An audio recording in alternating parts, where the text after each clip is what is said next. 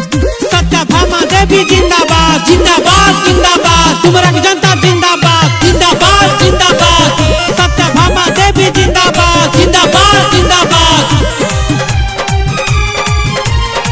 सत्यभामा देवी के असो तो जिताई दिहा, मुखिया बनाई दिहा हो। इनका डुमरा पंचायत से भैया जिताई दिहा, मुखिया बनाई दिहा हो। सत्यभामा देवी के असो तू जिता दिहा, मुखिया बनाई दिहा हो। सत्यभामा देवी जिंदाबाद जिंदाबाद जिंदाबाद। आपके नेता कैसा हो सत्यभामा देवी जैसा हो। राजीव रंजन जिंदाबाद जिंदाबाद जिंदाबाद। ननका बाबू जिंदाबाद जिंदाबाद जिंदाबाद। बच्चा बच्चा कर पुकार सत्यभामा देवी की बात।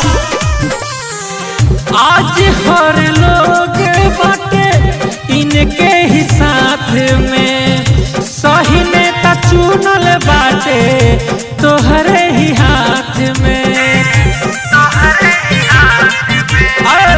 आज हर लोग बाटे इनके ही साथ में, सही नेता चुनल बाटे तोहरे ही हाथ में।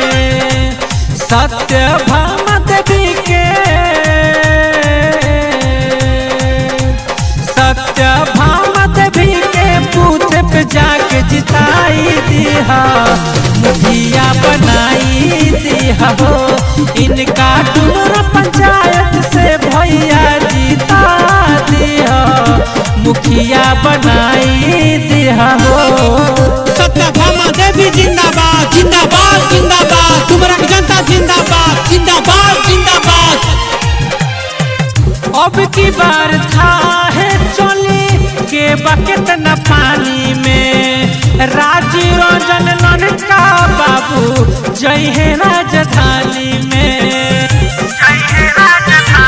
भैया हो अब की बार था है चली के बकेट न पानी में, राजीव रंजन ननका बाबू जय है राजधानी में। बतिया सत्यभामा बतिया सत्यभामा देवी के तू गटियाई लिहा, मुखिया बनाई दिहा हो। इनका डुमरा पंचायत से भैया जिताई दिहा, मुखिया बनाई दिहा हो। सत्यभामा देवी के असो तो जिताई दिहा, मुखिया बनाई दिहा हो। इनका डुमरा पंचायत से भैया जिताई दिहा, मुखिया बनाई दिहा हो। सत्यभामा देवी के असो तू जिता दिहा, मुखिया बनाई दिहा हो।